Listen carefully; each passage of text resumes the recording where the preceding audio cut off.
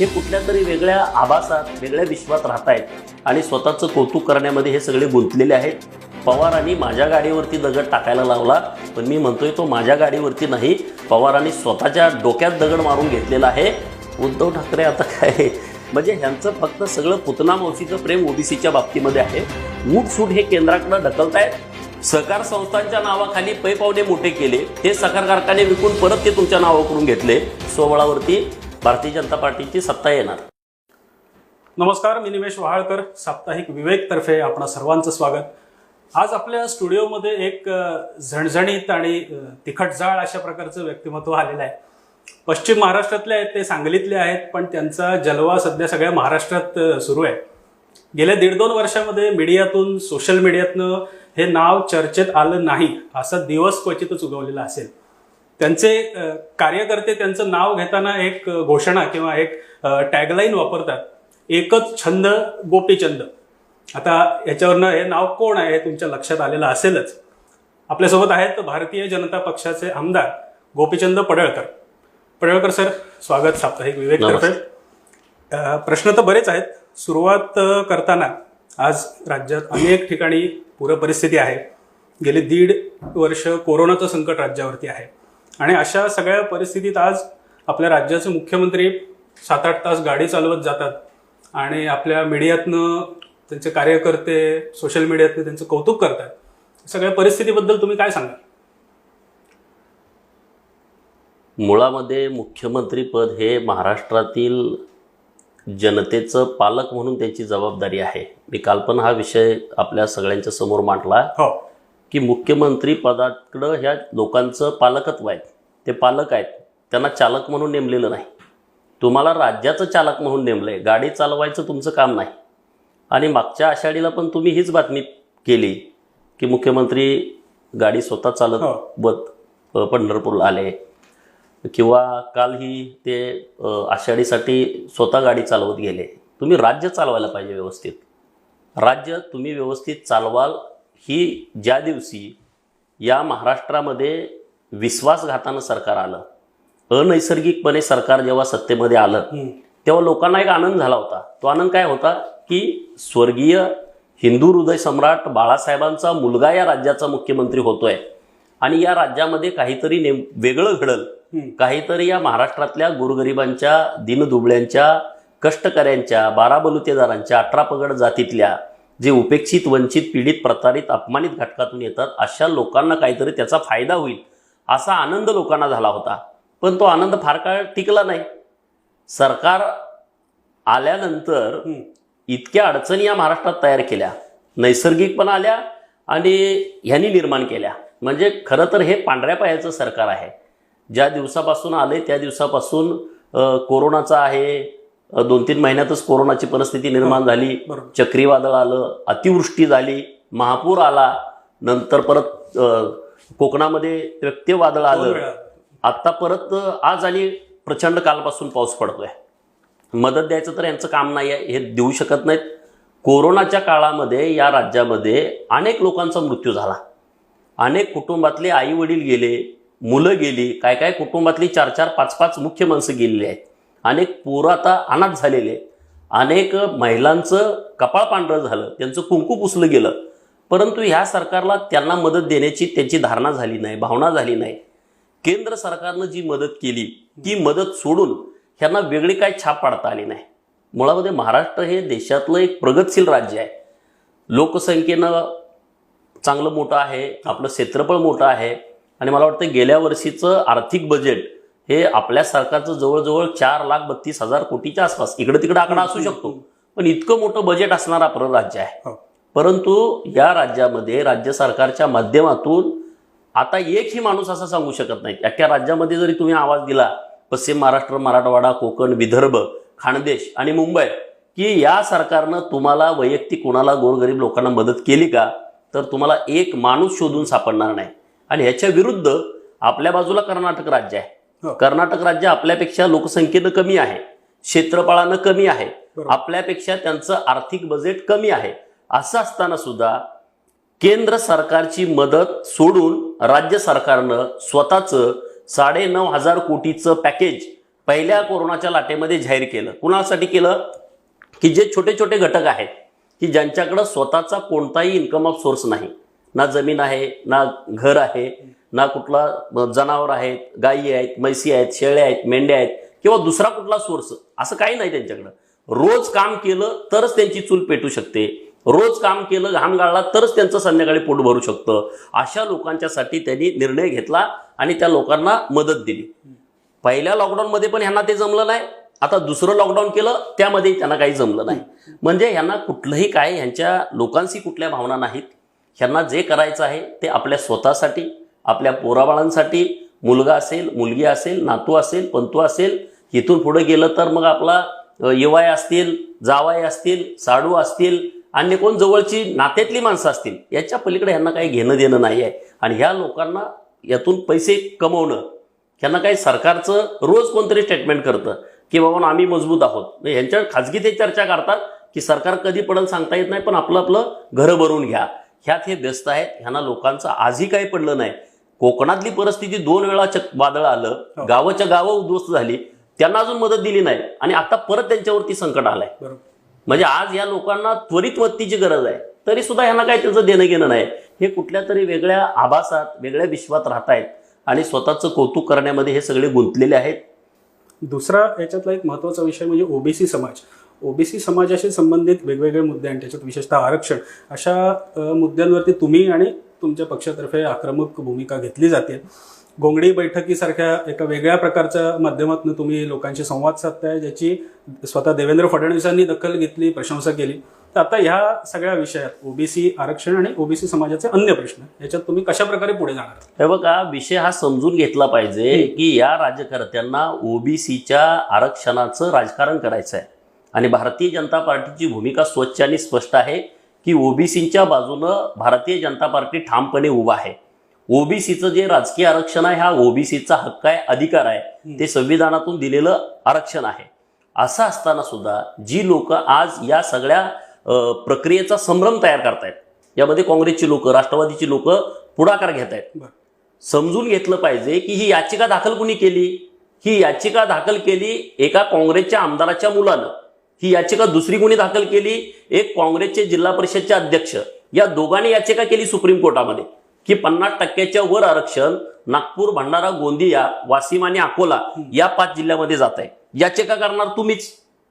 Supreme कोर्टानं डिसेंबरच्या 2019च्या वर्षामध्ये डिसेंबर महिन्यामध्ये राज्य सरकारला सांगितलं की तुम्ही महाराष्ट्रातल्या ओबीसीचा इम्पेरिकल डाटा सुप्रीम कोर्टामध्ये ओबीसीच्या बाजूने जस्टिफाय करा. आता इम्पेरिकल डाटाच्या बाबतीमध्ये हे गोंधळ निर्माण करतायत. सुप्रीम कोर्टानं मागितला इम्पेरिकल डाटा आणि हे केंद्राकडे बोर्ड दाखवतात की सेन्सस डाटा तुम्ही द्या. केंद्राकडे सेन्सस डाटा आहे आणि जो इम्पेरिकल डाटा आहे त्यामध्ये 8 कोटी चुका होत्या आणि त्यापैकी महाराष्ट्रामध्ये 65 लाख चुका आहेत. जेव्हा देवेंद्रजी फडणवीस यांच्या सरकारनं महाराष्ट्रातील गरीब मराठ्यांना एससीबीसीचं आरक्षण दिलं, तेव्हा राज्य मागास आयोगाच्या माध्यमातून एजन्सीकडे काम देऊन महाराष्ट्रातील गरीब मराठ्यांचा सर्वे केला, सॅम्पल सर्वे केला आणि त्यांचा 4 महिन्याच्या आतमध्ये इम्पेरिकल डाटा गोळा केला होता आणि तोच इम्पेरिकल डाटा कोर्टामध्ये दिला आणि कोर्टानं तो मान्य केला.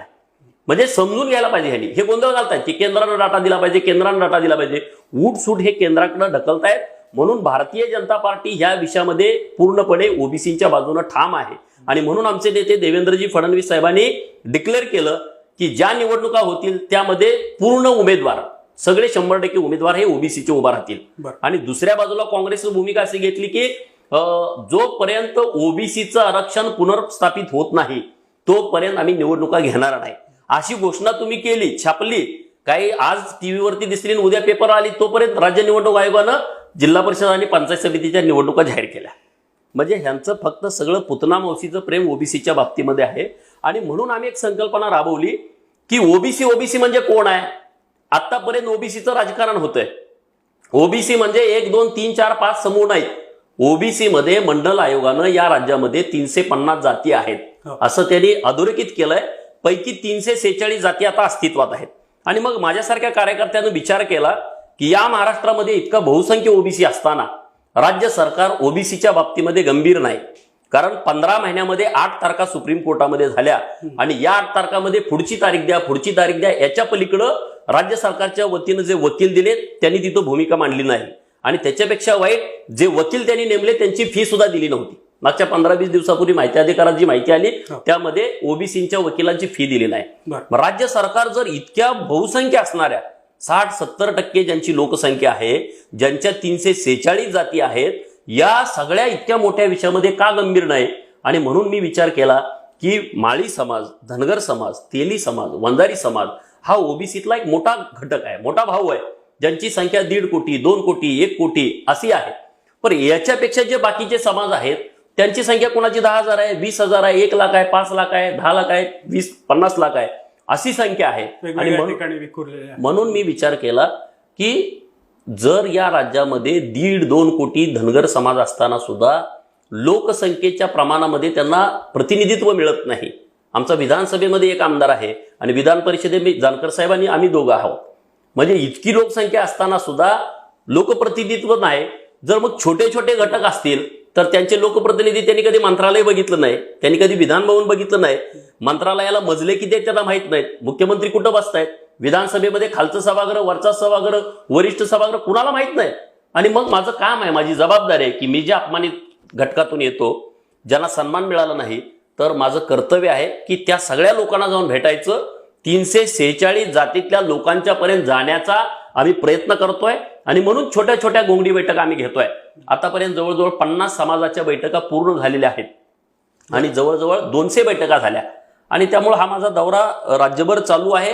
आणि आता नियोजन माझं आहे की पूर्ण आता मी परत मराठवाड्यामध्ये जातोय, नांदेड जिल्हा आणि परभणी जिल्ह्यामध्ये आता बैठकाचं नियोजन चालू आहे.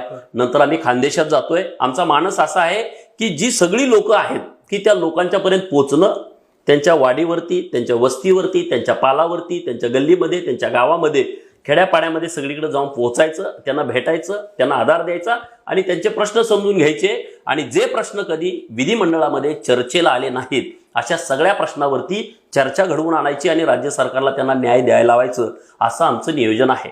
आणि त्यामुळं घोंगडी बैठका इतक्या खूप चांगल्या चाललेत, जोरात चाललेत आणि त्यामुळे सगळे प्रस्थापित हादरलेले आहेत. तुम्ही बघितलं की माझ्या गाडीवरती दगड टाकला आणि दगड टाकल्याच्या नंतर राष्ट्रवादीचे प्रवक्ते बोलायला आले, गोपीचंद पळकरने हा स्टंट केलाय.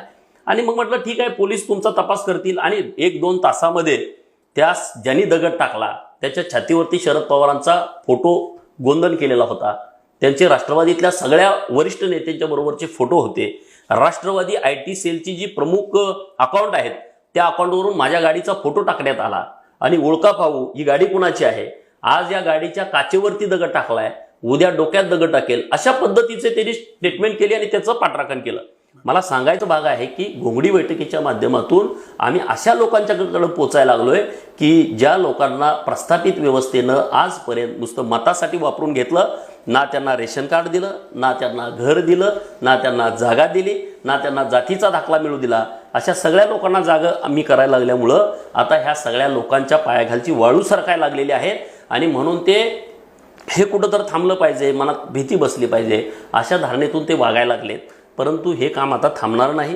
घोंगडी बैठका या प्रस्थापितांना विस्थापित केल्याशिवाय त्या घोंगडी बैठका बंद होणार नाहीत. पवारांनी माझ्या गाडीवरती दगड टाकायला लावला, पण मी म्हणतोय तो माझ्या गाडीवरती नाही, पवारांनी स्वतःच्या डोक्यात दगड मारून घेतलेला आहे. तो येत्या काळामध्ये या महाराष्ट्रातली बहुसंख्य बहुजन लोक त्यांच्या कृतीतून सिद्ध करून दाखवतील. आता हे दगडफेकीची घटना तशी अलीकडची आहे. गेली अनेक वर्ष तुमच्या टार्गेटवरती सातत्याने राष्ट्रवादी काँग्रेस, शरद पवार, अजित पवार आदी सगळे नेते मंडळी असतात. तर हे काका पुतण्याची बदनामी करण्याचं एक प्रकारे काम भाजपने तुमच्याकडे सोपवलं आहे. विषय कसा असतो, त्यांचं नावच नाही, त्यांना बदनाम आपण काय करू शकतो. भारतीय जनता पार्टीची भूमिका कोणाला बदनाम करायची नसते.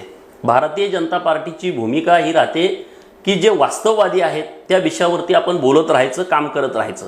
त्याला राजकारणाचं स्वरूप भारतीय जनता पार्टीचे नेते कधी देत नाही किंवा भारतीय जनता पार्टीची ती विचारसरणी नाही. 1-2 जरी खासदार होते तेव्हाही भारतीय जनता पार्टीचा तोच अजेंडा होता.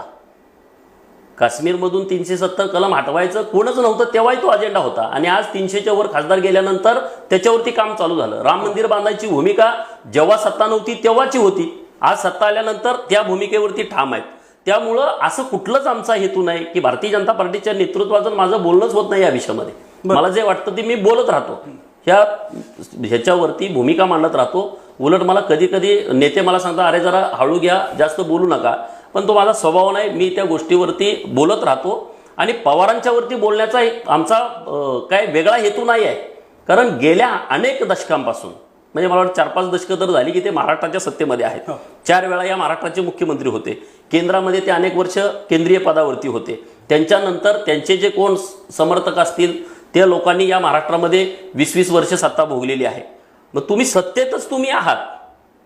तुम्ही आमच्या मताचा वापर करून गोरगरिबांना न्याय देण्याऐवजी पै पाहुण्यांना विकसित केलं. सहकार संस्थांच्या नावाखाली पै पाहुणे मोठे केले. ते सहकार कारखाने विकून परत ते तुमच्या नावावर करून घेतले. या सगळ्या गोष्टीला कारणीभूत हे प्रस्थापितांचे संस्थापक अध्यक्ष आहेत. हे घराणं महाराष्ट्रातले जे प्रस्थापित गोरगरिबांच्यावरती अन्याय करतायत त्यांचे फाउंडर हे आहेत. आणि मग तुम्ही जर या सगळ्या विषयाचे मुख्य असाल तर आम्ही बोलायचं कोणावर? जर समजा महाविकास आघाडी सरकारचं निर्माते तुम्ही आहात, असे सगळीकडे बातम्या आल्या, हे चाणक्य आहेत, अमुक आहेत, तमुक आहेत. जर तुम्ही महाविकास आघाडीचे निर्माते असाल तर त्याचं अपयश असेल तर त्याचं तुम्ही वाटेकरी का असू शकत नाही? मग आम्ही बोललो तर आम्ही काय शिवे देतोय? आम्ही काय वाईट बोलतोय? आम्ही अरेतुरे बोलतोय? आम्ही काही बोलत नाही. आम्ही जी भूमिका मांडतोय, जे मुद्दे मांडतोय त्याच्यावरती त्यांनी उत्तर द्यावं, ही आमची धारणा आहे, ही भावना आहे आणि पुढेही ती चालू राहील. शरद पवारांच्याच प्रयत्नातनं हे जे काही महाविकास आघाडी सरकार आता राज्यात सत्तेत आहे, या 3 पक्षातले आपापसातले मतभेद गेले 1.5 वर्ष सातत्याने समोर येत आहेत. आणि प्रत्येक पक्ष कुठेतरी आपापला एक प्लॅन बी तयार करतोय. म्हणजे त्याच्यात मुख्यमंत्र्यांनी नरेंद्र मोदींची काही दिवसांपूर्वी भेट घेतली, त्यात अलीकडे आता शरद पवारांनी भेट घेतली. तर हे सगळं काय चालू आहे आणि ह्याच्याकडे तुम्ही कसं बघता? हे बघा, कुठलाही माणूस बिनबुडाच्या विचारसरणीनं एकत्र राहू शकत नाही. एखादा स्वार्थ म्हणून आपण काही काळ एकत्र येऊ शकतो, पण जेव्हा त्याला विचारसरणी नसते, त्याला विचाराचा पाया नसतो, तेव्हा कुठला माणूस एकत्र राहू शकत नाही. आणि त्यांच्यामध्ये हे सरकार स्थापन होतानाच ह्यांच्यात गडबड होती. आणि त्यामुळं ते नरेंद्र मोदी साहेब तर देशाचे पंतप्रधान आहेत, त्यांना ते भेटले असतील तर त्यावरती मला जास्त बोलायचं नाही. पण काही लोकांच्या अडचणी असू शकतात. कारण राष्ट्रवादी काँग्रेस पार्टी ही दरोडेखोरांची पार्टी आहे आणि अनेक दरोडेखोर आता जाळ्यात यायला लागलेले आहेत. या राज्याचा गृहमंत्रीच ज्या गृहमंत्र्यांना मागच्या अधिवेशनामध्ये Z+ सुरक्षा होती, त्यांना कोणी दगाफटका करू नये, त्यांची काळजी घ्यावी, सरकारच्या वतीनं ते एक संविधानिक पद आहे. गृहमंत्र्याला राखायला पोलीस होते, आज त्याच गृहमंत्र्याला पोलीस हुडकायला लागलेत. आज ते कुठं आहेत, काय आहेत, कशासाठी? तर तुम्ही पैसे खाल्ले. मुळामध्ये आज ही सगळी जी घटना महाराष्ट्रामध्ये घडते, तुम्ही मर्डर करणं, मनसुख हिरेंचं मर्डर करणं, नंतर अंबानीच्या घराच्या तिथं जिलेटिन कांड्यात ठेवणं, त्या अधिकाऱ्यांना ठेवणं, हे काही साधी सोपी गोष्ट नाही. तेव्हा हे भारतीय जनता पार्टीच्या विरोधात बोलत होते. गृहमंत्र्यांनी जेव्हा माननीय देवेंद्रजी फडणवीस साहेबांनी खालच्या सभागृहामध्ये, आमचे सगळे आमदार आणि विरोधी पक्ष नेते आम्ही वरच्या सभागृहामध्ये ही जेव्हा भूमिका मांडली, तेव्हा हे त्यांना प्रोटेक्ट करत होते की ज्यांनी मर्डर केला, ज्यांनी ह्या सगळ्या कांड्या नेऊन ठेवल्या. आणि नंतर जो विषय पुढे आला की 100 कोटीच्या खंडणीचा, हे कोणी भारतीय जनता पार्टीची लोक बोलली नाहीत. त्याच खात्यामध्ये काम करणारे अधिकारी बोलले. त्यांनी लिखाण करून दिलं की आम्हाला 100 कोटी रुपयाची मागणी होती. आता ह्यात राजकारण कुठं आलं? जेव्हा तुमचाच सरकारचा माणूस लेटर लिहितो की 100 कोटी रुपयाची मागणी ह्यांची आहे आणि ह्या जाळ्यात सगळे जर अडकत असतील आणि त्याचे धागेदोरे जर कुठं जाणार असतील तर मोदी साहेबांच्याकडं जाण्याशिवाय दुसरा काय पर्याय असू शकत नाही, असं हे माझं मत आहे.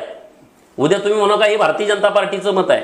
जर माझ्या स्टेटमेंटमुळं जर सगळं महाराष्ट्रामध्ये शांतता असेल तर ते भारतीय जनता पार्टीचं स्टेटमेंट समजावं. माझ्या स्टेटमेंटमुळं जर काय वादन झाला तर ते माझं वैयक्तिक मत आहे असं समजावं. बरं, पण ह्या तिघांच्या अंतर्गत भांडणातनं राज्याच्या राजकारणात एक प्रकारची एक पोकळी निर्माण होते, स्थिर नेतृत्वाचा अभाव आहे. तर ह्याच्यात भाजपची येत्या काळातली स्ट्रॅटेजी बघा, आज देवेंद्रजी फडणवीस साहेबांच्या नेतृत्वाखाली 2019ची निवडणूक लढली गेली.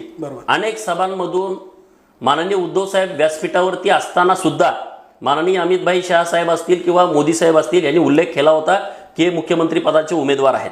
लोकांनी माननीय देवेंद्रजी फडणवीस साहेब आणि भारतीय जनता पार्टी नरेंद्र मोदी साहेबांच्याकडे बघून मतदान दिलेलं आहे.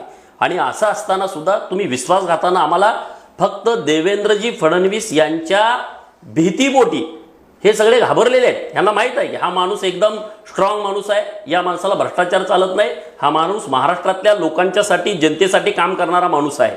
आणि त्यामुळं असा माणूस आपल्याला हिताचा नाही. आणि म्हणून हे सगळे एकत्र आले, सगळे ह्या सगळ्या बैठकीला बसले आणि त्यांनी आम्हाला विरोधात बसवलं. आता आम्हाला जर विश्वासघातानं विरोधात बसवलंय तर आमची जबाबदारी आहे की महाराष्ट्रातल्या सर्वसामान्य लोकांचे प्रश्न त्यांना भेटणं, त्यांची बांधिलकी आमची आहे की ती सभागृहात मांडणं, त्याच्यावरती आवाज उठवणं, राज्य सरकारला त्याला न्याय देण्यास भाग पाडणं. आता आम्ही विरोधी पक्षात आहोत आणि आता आम्ही मजबूत विरोधी पक्ष म्हणून खालच्या सभागृहामध्ये आणि वरच्या सभागृहामध्ये आम्ही आमचं काम करतोय. सरकारला कुठलंही चुकीचं काम दोन्ही सभागृहामधले आमची नेते मंडळी करू देत नाहीत. वेगवेगळ्या विषयांवरती आपण बोललो. जाता जाता एक थोडक्यात रॅपिड फायर राऊंड मला घ्यायचा आहे, ज्याच्यात मी प्रश्न विचारतो त्याच्यातला एक पर्याय तुम्हाला निवडायचा आहे. एकतर 2024 किंवा त्याच्या आधी जेव्हा केव्हा निवडणूक होईल, कुठून निवडणूक लढवायला आवडेल, बारामती का खानापूर? नाही, मला पार्टी जिथं सांगेल तिथं मी निवडून लढणार. तरी समजा चॉईस बारामतीला जास्त आवडेल. बर, आवडता पदार्थ कुठला? मुंबईचा वडापाव का नागपूरचे तर्री पोहे का तुमच्या इकडचा तांबडा पांढरा रस्सा? नाही, मी मटणच आता 2 वर्ष खात नाही, पण तांबडा पांढरा खूप आवडतो. बरं, कुठलं हवामान जास्त आवडतं, मुंबईचं, पुण्याचं का सांगलीचं? नाही, असं काय नाही, मी फिरस्ती भटका विमुक्तात असल्यामुळं एका जागेवर स्थिर नाही. पुढच्या काळात राज्याचे सत्ताधारी म्हणून या पर्यायांपैकी कुठलं समीकरण जास्त झालेलं दिसेल, आवडेल? शिवसेना, राष्ट्रवादी आणि काँग्रेस जे विद्यमान सत्तेत आहेत, भाजप आणि शिवसेना, भाजप आणि राष्ट्रवादी का स्वबळावर भाजप? नाही, स्वबळावरच भाजप सत्तेमध्ये येणार आहे. मागं सुद्धा फडणवीस साहेबांनी भाषणात सांगितलं की आम्ही लढलो असतो तर नक्की स्वबळावरती भारतीय जनता पार्टीची सत्ता येणार. बरं, या नेत्यांपैकी आगामी काळामध्ये राजकारणात महत्त्वाची भूमिका निभावू शकेल असं कोणतं नाव वाटतं? राज ठाकरे, प्रकाश आंबेडकर, राजू शेट्टी, आदित्य ठाकरे, रोहित पवार की संजय राऊत? नाही, आता ह्यात काय, आता म्हणजे आता महाराष्ट्राच्या राजकारणामध्ये सर्वदूर असणारे, आता ग्रामीण भागामध्ये असतील, मराठवाडा, सगळीकडे असं छाप असणारी नेतृत्व आता यामध्ये दिसून येत नाहीत. आता तशी परिस्थिती आता नाही. आता मी पर्याय देणार नाही, तुम्ही फक्त उत्तर द्या मला. राष्ट्रवादीतला सगळ्यात जास्त चांगले मैत्रीपूर्ण संबंध असलेला नेता कोण? माझ्या अजून कोणाची ओळखच नाही. बरं, शिवसेनेतला सगळ्यात जास्त मैत्रीपूर्ण संबंध असलेला नेता? नाही, काय संबंध येत. बरं, आता मी काही नावं घेईन, त्याच्याबद्दल तुम्हाला कमीत कमी एक शब्द आणि जास्तीत जास्त 2 वाक्यामध्ये तुम्ही त्यांच्याबद्दल जे काही वाटतं ती प्रतिक्रिया द्या. देवेंद्र फडणवीस. ते गॉड गिफ्ट आहे महाराष्ट्राला मिळालेलं, गॉड गिफ्ट. उद्धव ठाकरे. उद्धव ठाकरे आता काय असं जरा त्यांचं झाज भरकटलंय, त्यांना नेमकं काय कळलं. बरं, शरद पवार. काय आता ते ज्येष्ठ आहेत पण श्रेष्ठ नाहीत. बरं, बाळासाहेब थोरात. नाही काय त्यांच्याविषयी. अजित पवार. ते स्पष्ट वक्ते आहेत. बरं, वेगवेगळ्या मुद्द्यांवरती आपण आत्ता चर्चा केली. आज या मुलाखतीत आपण इथेच थांबतोय. साप्ताहिक विवेकच्या याच फेसबुक पेज आणि यूट्यूब चॅनलला न विसरता लाईक, शेअर आणि सबस्क्राईब करा. धन्यवाद.